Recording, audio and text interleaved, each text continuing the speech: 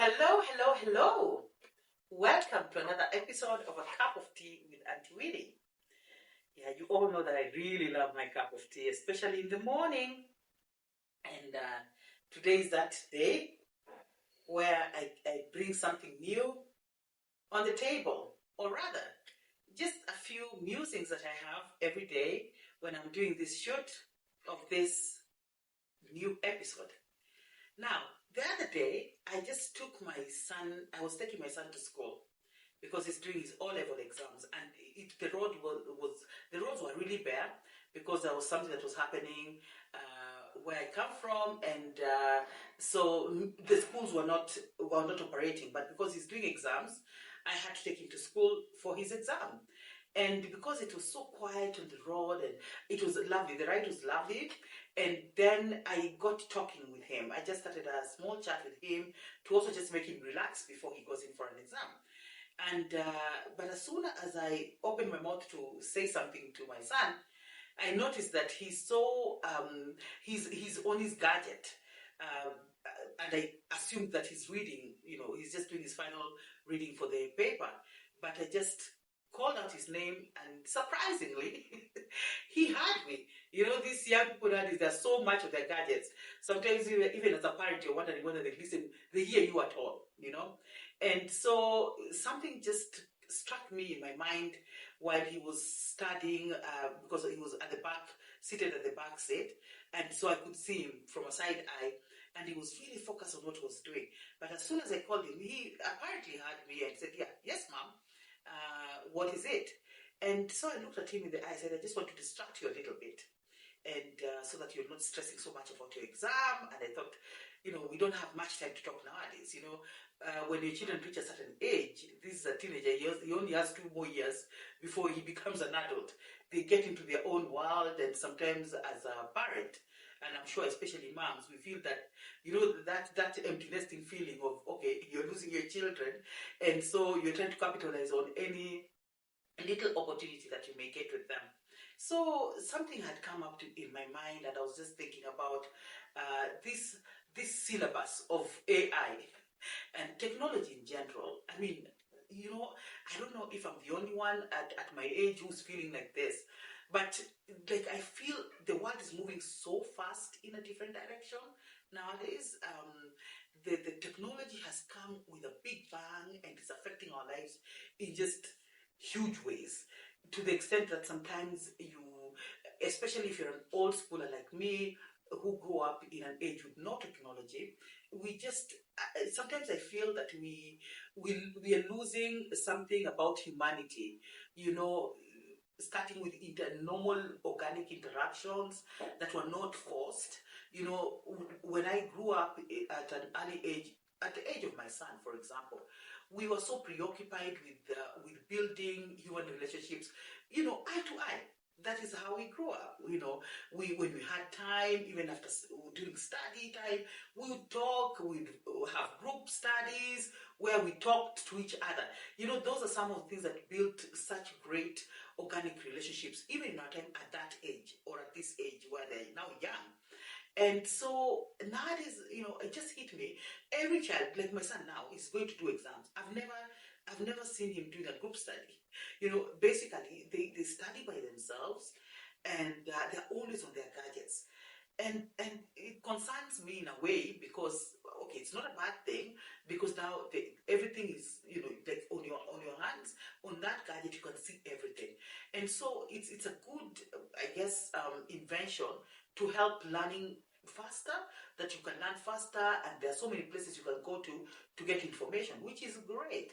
But my worry, as a human being, actually, first of all, is that, I started asking myself, how is this technology affecting growth of human relationships in a way that, and different relationships between parents and children. It could be just friends, people, people at work, and so forth. Or even if you go, for example, you have been invited in a function, and so you need to mingle.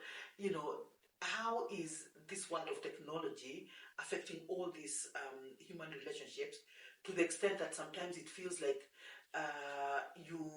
there's a lot of fakeness around relationships because of technology, and I know we have discussed many things. There's so many angles to this I'd like to take, but one of the things that I realized, like with my son especially, he's always found it very hard to form organic relationships.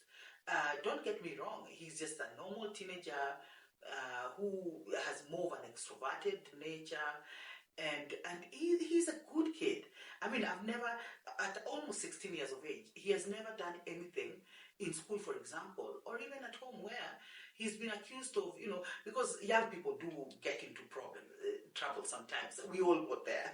I know I did one or two things that were not very nice when I was young, and I got into trouble for it. It's normal.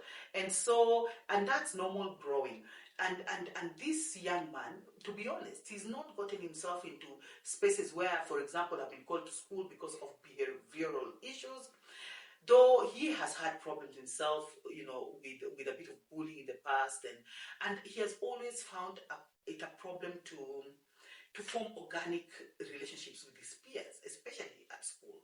And obviously, as a mother, it does concern me because obviously, you see now he's moving to a stage where soon he'll be a young adult, and he'll go into another space and have to start making new relationships. And even the career he wants to take needs that, there's a way he has to relate with people. And my worry is that he's finishing high school without necessarily forming any meaningful relationship with his peers. And many times I've asked him, okay, obviously children are different, and as I said, this era of technology also has interfered in this space quite a bit. So I just got talking with him and I said, what really is the problem? Because you must have that one friend, in school that you can always, hold on to, the way we did. We had friends in high school that until today, over 30 years later, you're still great friends. Even you don't meet frequently, but every time you meet, it's like you're starting from where you left. That feeling, can anyone relate with that? Anyone in my age, anyone who grew up in the 80s, the 90s, 70s, and then compared to now, growth in the 2000s. What do you think about this? What do you think about when we grew up without technology in terms of forming organic relationships, and now with technology, how is it interfering with that? And how are we dealing with that? How are young people, if you're in that space now as a young person, how are you dealing with forming organic relationships with people, and feeling that, are you feeling like you have good friends, like real people you can go to, friends if you have an issue, or you can form like chamas. Me, I'm in so many chamas, and we help each other. These chamas really help us. You save money and you trust each other, and then you share every week. Is this something that is happening with the younger generation? People in their 30s, 20s, and then young people in high school. And then as parents or older people in the space, how are we helping the young people come up with this kind of relationships that can help them in their future? Because sometimes I look at how our children are growing, the young people are growing, and I feel that there are not so many, partnerships that help them to grow as a unit in a way that they can also enjoy the space of just being a human being. So if you remove the gadgets, what is left? That is my question. I have many questions. I also want to ask just a quick one in terms of AI. How is AI affecting spaces of learning, then also? And how are we managing those spaces as different people, young people who are using AI, if you're either in school or you're in college, and also now people like me who are teachers, my colleagues, how are you handling the use of AI in learning? And as I also bring the aspect of being human in the space, like English teachers, for example, when a student has to write an essay, and then AI is there, they're using AI. How do you know what is authentic? So all these questions come to me, and I would love to hear some feedback on how we can still create this beautiful world of authentic, organic relationships amongst each other in the different generations. You know, one of the reasons why I do a cup of tea is to try and improve intergenerational relationships. And so I look at aspects that affect those relationships, either positively or negatively. And obviously, when I get feedback from the audience and everybody, young and old, then I'm able to know we are able to have discussions that are meaningful and build stronger communities. So thank you so much for listening to me today. If you have something that you'd like to share about this topic that could help us to see things from a different light, whether you're young, tell me, how does technology affect your relationships with other human beings on a day-to-day basis? And thank you so much for listening. If you can relate to this and you like this episode, please also share out there with as many people as possible. Let's have these conversations going. And in another episode, probably we'll tackle another angle of technology and how it affects us every day. Have a good day. Have a good night, wherever you're watching from. And thank you for your support always. It's Winnie, the music educator, at A Cup of Tea with Auntie Winnie.